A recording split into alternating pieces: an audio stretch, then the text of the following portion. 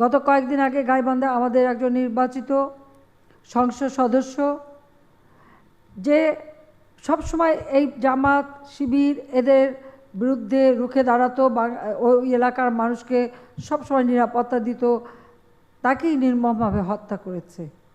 একজন সংসদ সদস্য নির্বাচিত প্রতিনিধিকে এভাবে হত্যা করা, এটা কখনো মেনে নেওয়া যায় না।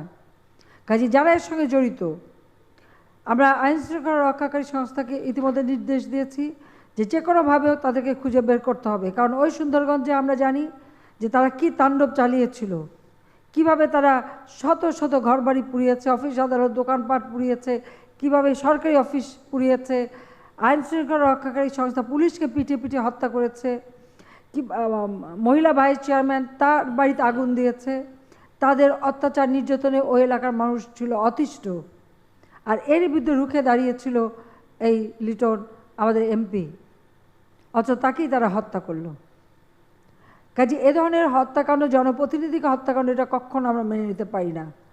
কাজে এর বিচার হবেই বাংলার মাটিতে, এবং আইনশৃঙ্খলা রক্ষাকারী সংস্থাকে বলবো যেভাবে হোক এদেরকে খুঁজে বের করতে হবে এবং এদের উপযুক্ত শাস্তি অবশ্যই দিতে হবে। কারণ বাংলাদেশের মানুষের শান্তি নিরাপত্তা, এটাই আমাদের লক্ষ্য।